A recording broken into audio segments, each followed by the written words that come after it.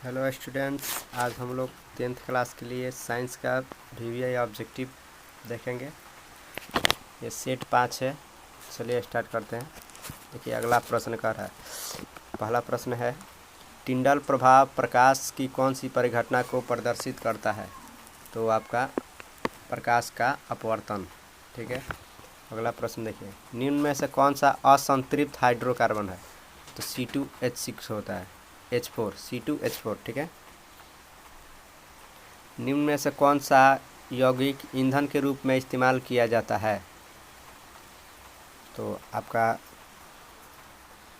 इनमें से सभी इथेनॉल, जैसे इथेनॉल है, प्रोपेनॉल है, इथेनॉइक अम्ल है, इनमें से सभी। ठीक है।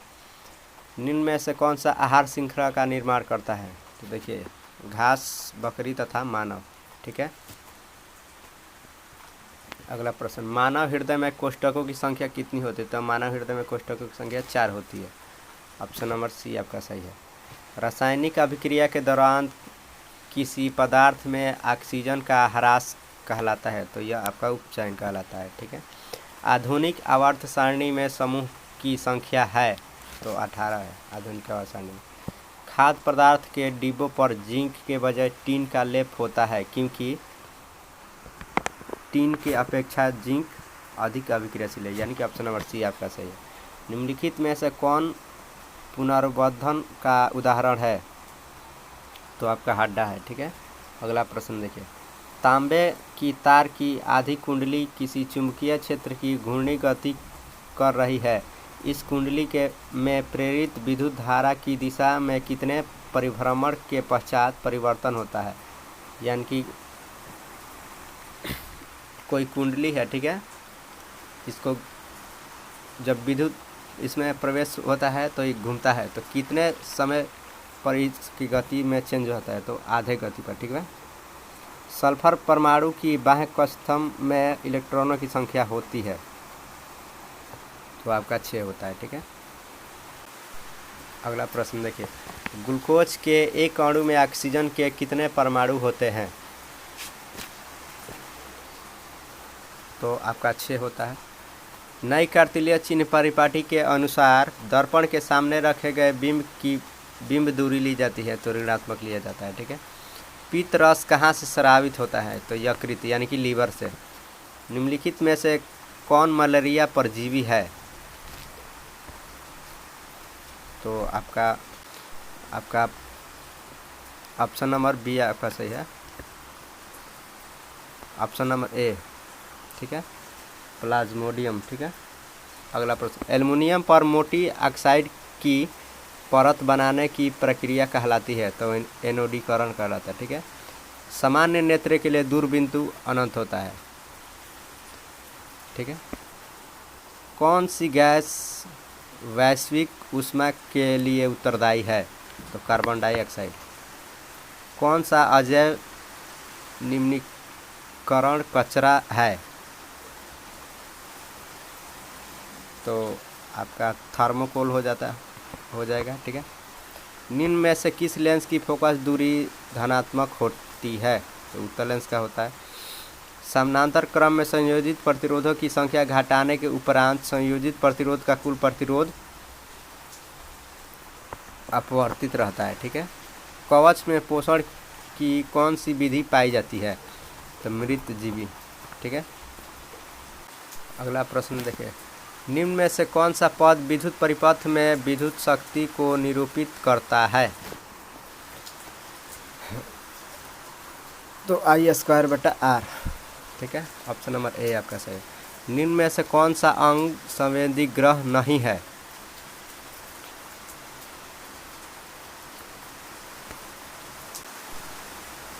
तो ये आपका दिमाग हो जाएगा। ठीक है। किस दर्पण का उपयोग सामान्यतः वाहनों के पश्चात दृश्य दर्पणों के रूप में किया जाता है? तो ये तो सभी जानते हैं कि उत्तल दर्पण का उपयोग होता है। किस वर्ण रंग का तरंग दैर्ध्य सबसे बड़ा होता है? तो बड़ा सबसे लाल का होता है। समजात अंगों का उदाहरण है? तो हमारा हाथ और कुत्ते के अग्रपाद। ठीक है।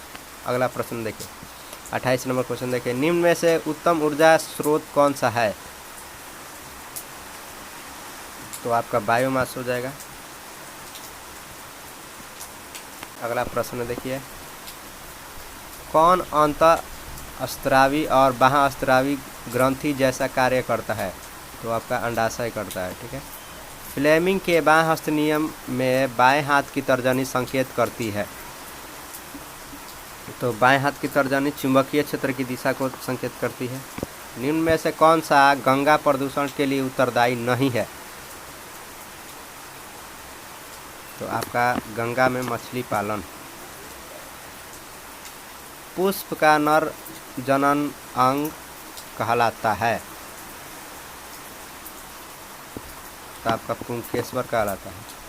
किस लेंस का उपयोग कर दृष्टि दोष को संशोधित किया जा सकता है? तो आपका उत्तल लेंस। ठीक है। अगला प्रश्न देखिए, 34 नंबर क्वेश्चन, विरंजक चूर्ण का रासायनिक सूत्र होता है? इसका होता है CaOCl2 होता है, CaOCl2। ठीक है, यानी कि ऑप्शन नंबर बी आपका सही है। कौन सा पदार्थ लाल लिटमस को नीला कर देता है? तो आपका क्षार होता है। ठीक है।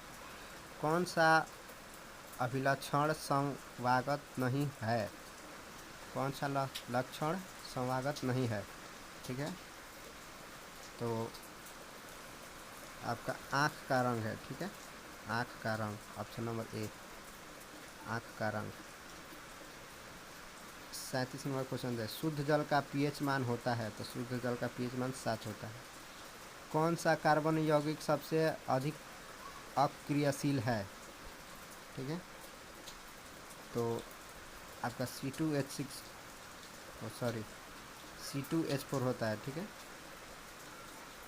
Option number C.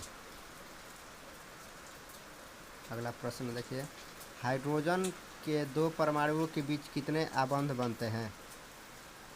तो हाइड्रोजन के दो परमाणुओं के बीच एक आबंध बनते हैं। अगला लास्ट प्रश्न देखिए, विद्युत ऊर्जा का व्यावसायिक मात्रक क्या है? तो विद्युत ऊर्जा का व्यावसायिक मात्रक होता है वाट घंटा होता है। ठीक है। वीडियो अच्छा लग रहा है तो लाइक कीजिए, कमेंट कीजिए। आई होप ये वीडियो आपको अच्छा लगा होगा।